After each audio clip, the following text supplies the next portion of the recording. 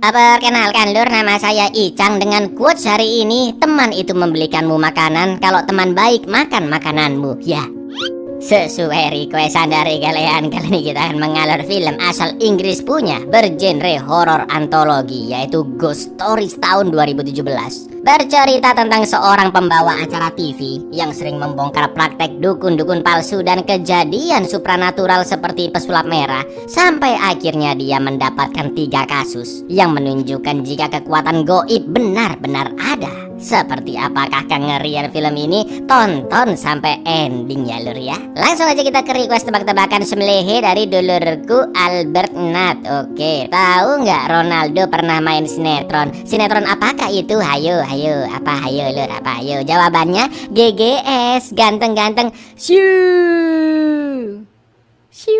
Monggo akan.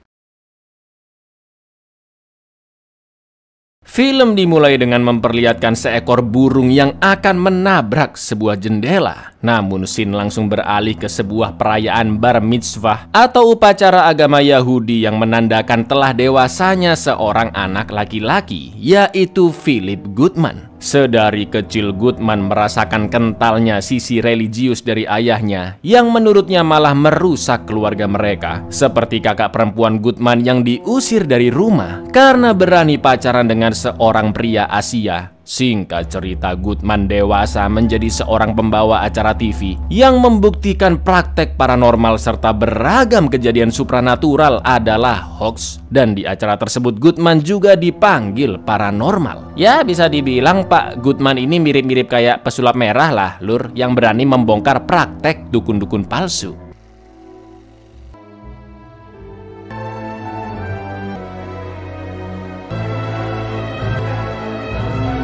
We've got proof that you are being fed information through a hidden ear. My name is Professor Philip Goodman, Psychic Cheats. Di samping itu, selain disebabkan oleh keluarganya yang percaya dengan tahayul, ketidakpercayaan Goodman juga dipengaruhi oleh video penelitian dari seorang psikolog bernama Dr. Charles Cameron. Dia membuktikan jika seseorang mengaku mendengar suara keluarganya yang telah meninggal, namun sebenarnya itu murni hanya perasaannya saja yang masih belum bisa menerima kepergian orang tercintanya. Begitu pula dengan dunia setelah kematian yang juga tidak dipercaya oleh Goodman. Akan tetapi pada suatu ketika Dr. Cameron menghilang begitu saja, tak tentu rimbanya, dan hanya tersisa mobilnya yang kosong dengan keadaan pintu terbuka di dekat rumahnya. Dan inilah cerita hantu.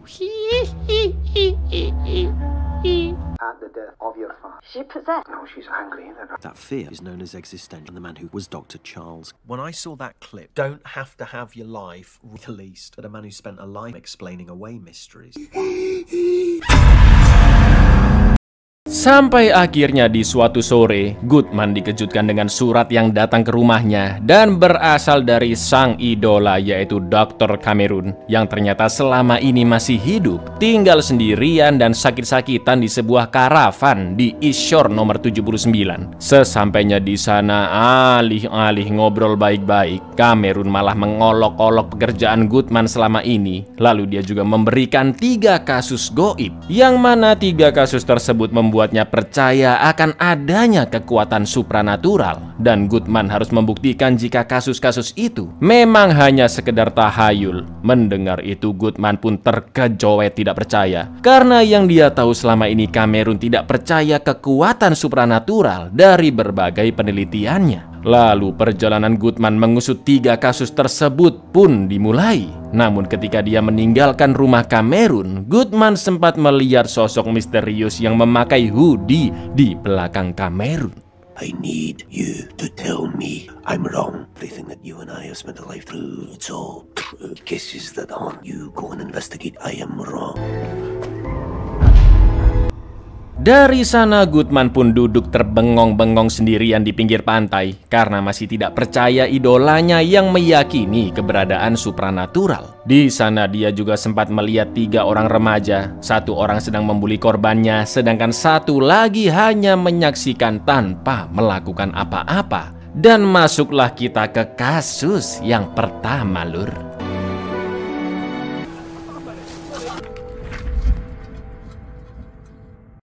Di kasus pertama, Goodman menemui Tony Matthews, seorang satpam shift malam di Inggris yang istrinya telah meninggal karena kanker 23 tahun lalu. Sementara anak perempuannya sudah 5 tahun dirawat di rumah sakit karena mengidap sindrom lock-in atau terkunci, di mana seseorang matanya terbuka seperti masih sadar, tapi seluruh tubuhnya lumpuh, Lur. Setelah itu Tony pun menceritakan pengalaman supranaturalnya ketika jaga malam seperti biasa di gedung rumah sakit jiwa bersama temannya Marek yang baru ikut bekerja dan berjaga di gedung lain. Karena gedung itu sudah tua, sering terjadi mati listrik, sama seperti malam itu, yang mana Tony pergi dari posnya dan menyalakan generatornya kembali. Akan tetapi dia pun terkejut melihat gelasnya yang ada di pintu pos, padahal jelas-jelas tadi dia tinggalkan di atas meja, ya kan?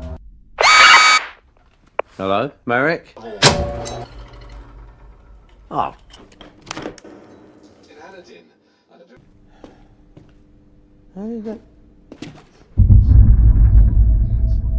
Wah, ngantuk ini kayaknya aku, pikirnya Tony, Lur. Tapi belum lama dia duduk di pos, lampu pun kembali padam. Namun ketika Tony akan memulihkan listriknya kembali, betapa kagetnya dia melihat bekas cakaran 5 jari manusia di generator. Oh, gee. Tony pun yakin ada seseorang yang menyusup ke gedung itu, dan pastinya bukan Marek karena dia masih berjaga di gedung yang lain. Lalu Tony pun akan mengecek bangsal atau ruang perawatan pasien ODGJ. Namun karena takut, dia pun menyalakan radio keras-keras, juga menyuruh Marek tetap menyalakan HT-nya. Setelah menyalakan generator di dekat sana, Tony pun nyebat di depan pintu kamar pasien yang bertuliskan nomor 92. Lalu tiba-tiba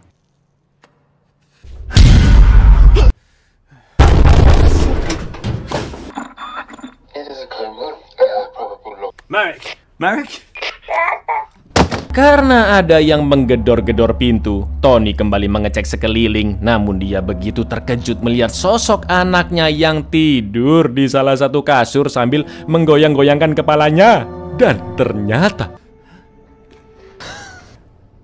Loh, jelas-jelas tadi itu cewek, ya kan? Lalu karena listrik di area bangsal padam, Tony pun akan menyalakan generator yang ternyata kali ini kabelnya telah dirusak oleh seseorang. Lalu Tony mulai menyisiri kamar-kamar bangsal, dan anehnya kamar pasien paling ujung yaitu nomor 92, tiba-tiba rantainya telah terbuka. Sebagai satpam, Tony pun masih positive thinking lah bahwa ada seorang penyusup di sana. Dia pun masuk ke kamar nomor 92 dan melihat banyak manekin-manekin berjejer di sana. Namun salah satunya ada yang tertutup kain dan bergerak-gerak. Tony yang sangat yakin jika itu adalah penyusupnya langsung membuka penutup kain yang ternyata hanya ada manekin saja di dalamnya.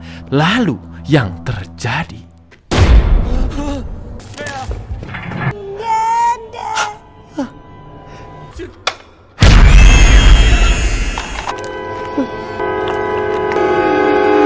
setelah mendengar cerita Tony, Goodman pun mendatangi seorang pastor di gereja yang juga sudah diceritakan kisahnya Tony. Pastor itu mengatakan bahwa setelah kejadian supranatural tersebut, Tony menjadi orang yang lebih religius dan akhirnya menjenguk anaknya di rumah sakit. Karena ternyata Tony belum pernah ke sana lagi sejak 5 tahun yang lalu. Saat kedatangannya, dokter pun mengatakan bahwa detak jantung putri Tony meningkat lebih cepat dari yang seharusnya. Itu artinya hantu yang Tony hadapi malam itu seakan-akan adalah pesan dari anaknya yang sangat ingin bertemu dengan ayahnya. Mendengar penjelasan tersebut, Goodman pun langsung menyempatkan diri bertemu ayahnya yang sedang terkena stroke. Her father's voice for the first time in her heart. Di kasus kedua, Goodman menemui seorang pemuda bernama Simon Rifkin di rumahnya. Yang anehnya kedua orang tuanya diem aja kayak patung di dapur, Lur. Dan pintu dapur pun tiba-tiba tertutup sendiri. Lalu Goodman juga menemukan sebuah foto yang sepertinya familiar, di mana terlihat 4 orang remaja sedang berada di dekat terowongan. Setelah itu karena Simon pergi ke kamarnya duluan, Goodman pun bingung yang manakah kamarnya. Dan tiba-tiba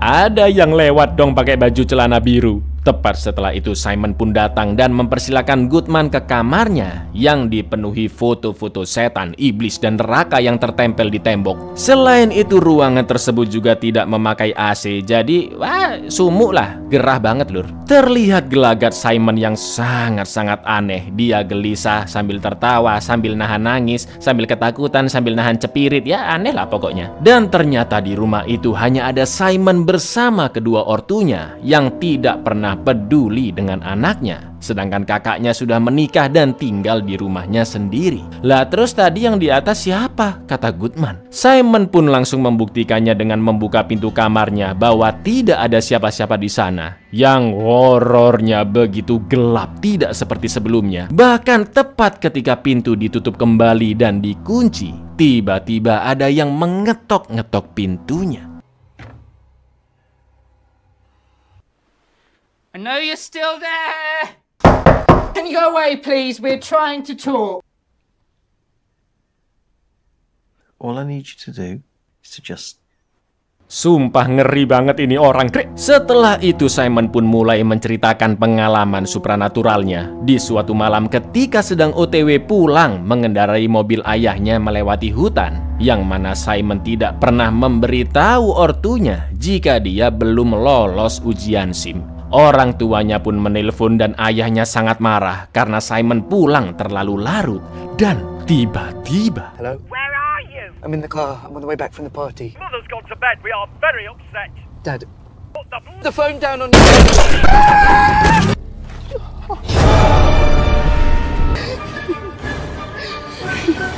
Simon pun langsung tancap gas dari sana. Tapi tak lama kemudian mobilnya mogok yang membuatnya semakin ketakutan karena tidak ada sinyal di HP-nya. Setelah keluar mobil mencari-cari sinyal, untungnya dia bisa menelpon layanan derek. Namun baru bisa sampai 40 menitan lagi. Udah di tengah hutan sendirian habis nabrak pula. Simon pun kembali menunggu di dalam mobil. Lalu yang terjadi,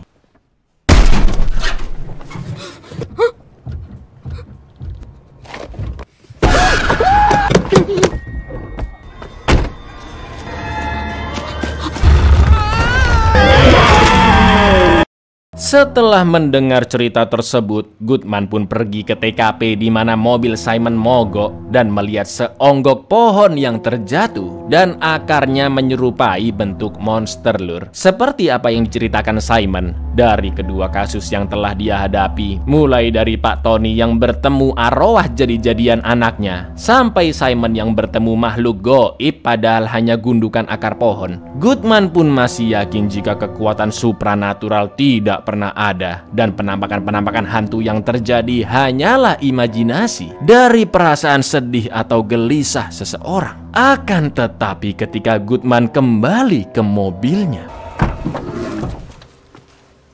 pada kasus ketiga, Goodman menemui seorang konglomerat bernama Mike Priddle yang mengaku mengalami 2 kali kejadian aneh di rumahnya berupa fenomena poltergeist. Kejadian supranatural di mana barang-barang bergerak atau berterbangan sendiri, ya kan? Yang pertama ketika suatu sore, Mike sedang menunggu istrinya cek kehamilan di rumah sakit karena mengalami pendarahan hebat. Sementara itu, Mike menceritakan pengalamannya sambil sibuk SMS-an dengan salah satu klien bisnisnya. Juga mengambil senapan shotgun entah buat apa lur. Goodman pun terus mendengarkan ceritanya, tapi tiba-tiba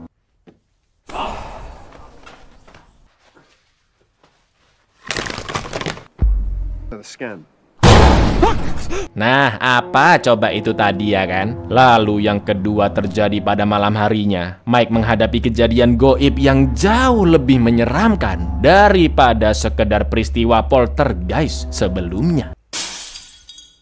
Maria?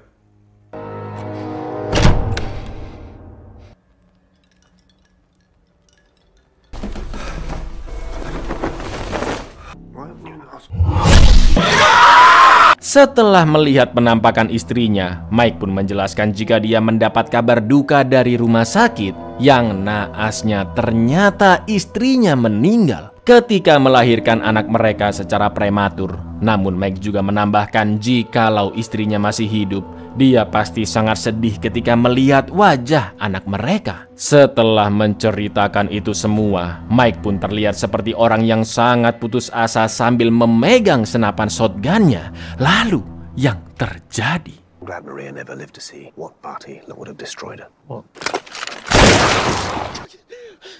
Setelah Mike bundir, Goodman yang panik pun segera kembali ke rumah Cameron dan menuduh jika 3 kasus itu hanyalah akal-akalannya supaya dia bisa kembali membuat acara TV dan mendepak Goodman dari kepopulerannya. Karena menurutnya jelas-jelas ketiga kasus tersebut tidak jauh berbeda dari kasus-kasus supranatural lainnya, yang mana kejadian goib itu tidak lebih dari perwujudan rasa takut dan gelisah dari orang yang mengalaminya. Cameron pun mengatakan jika sebenarnya semua yang terjadi tidak seperti apa yang terlihat. Lalu tiba-tiba Cameron merobek wajah prostetiknya yang ternyata dia adalah Mike Bridle. Bukan hanya itu, Mike juga merobek dinding karavannya yang ternyata hanyalah sebuah kertas. Bingung kan Anda? Sabar lur, apa yang sebenarnya terjadi? Kita ikutin aja terus ceritanya ya. Are a lonely, jealous, bitter old man, and that's the truth. It's a stupid, shitty hoax to get you back on TV. Sorry, can we cut? It'll just be the 4 of us. Setelah dipaksa masuk ke sebuah ruangan, mereka berada di rel kereta api. Lalu Mike memaksa Goodman untuk menceritakan sesuatu tentang deretan angka random yaitu 6, 79, 19, 11, 92, dan 20. Mendengar itu Goodman pun terdiam gelisah dan hanya menjawab jika Mike seharusnya tidak mengetahui kejadian yang berhubungan dengan angka-angka tersebut. Karena Mike tidak pernah satu sekolah dengan Goodman. Lalu Goodman pun menolak ajakan Mike yang menyuruhnya masuk ke hutan persis seperti TKP kejadian goib yang dialami Simon. Lalu tiba-tiba area sekeliling Goodman berubah. Di sana ada 2 orang pembuli yang kita sebut saja mereka Boim dan Tukiman ya. Juga sebuah terowongan kecil dengan angka 81 di temboknya. Sedangkan Goodman sendiri kembali menjadi remaja dengan seragam sekolahnya dan langsung dibuli oleh mereka berdua. Come here. I've got to go home. Come here. Stand over there. Yes! Put it in front of your face. In front of your face.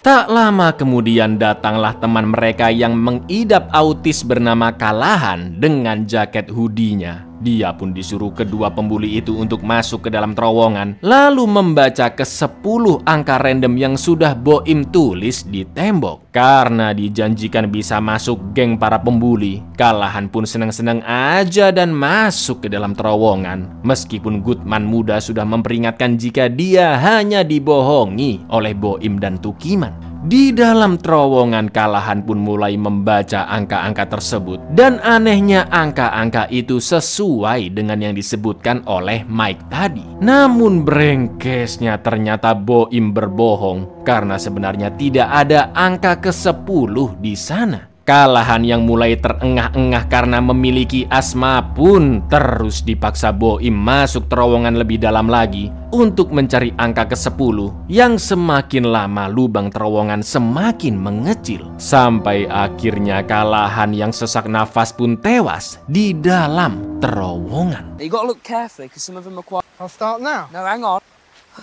Callahan, they're answering. 6, 79, 90, 48. I like it. I want to come out now. Boim dan Tukiman pun buru-buru kabur dari sana. Begitu pula dengan Goodman yang sempat memanggil-manggil kalahan, namun dia sudah meninggal. Setelah keluar dari hutan, Goodman pun kembali ke umurnya yang sekarang. Lalu Mike mengatakan jika seharusnya Goodman menolong kalahan, atau setidaknya memanggil orang-orang untuk mengangkat jasadnya. Yang mana saat itu Goodman ketakutan dan kabur begitu saja, meninggalkan kalahan membusuk di dalam terowongan tersebut. Tak lama kemudian terdengar suara bayi yang ternyata itu adalah anak dari Mike. Dan anehnya dikasih makanan kucing dong. Sebelum pergi dari sana, Mike pun sempat berkata, jika sebenarnya selama ini Goodman bukan menolong orang-orang yang terkena hoax dukun, melainkan hanya kabur dari kesalahan dan ketakutan terbesarnya, yaitu meninggalkan kalahan sendirian di terowongan. Right, Daddy's got meow meow. It's all right. Open wide. Yeah. You've actually been doing with it's running from your grave. Goodman pun hanya terdiam gelisah memikirkan perkataan Mike. Lalu tiba-tiba muncullah sosok kalahan yang sudah membusuk dan langsung membuka mantel Goodman, yang ternyata dia memakai baju rumah sakit, lur. Goodman pun hanya bisa menangis dan mengatakan, please jangan seperti ini lagi. Yang mana artinya kejadian seperti itu sudah berulang kali dia alami. Tak lama kemudian zombie kalahan juga merobek dunia mereka, yang ternyata hanyalah poster. Lalu dia menyeret Goodman secara paksa ke tempat tidur dan memasukkan jarinya ke dalam mulut Goodman seperti hantu kecil di kasus pertama. Karena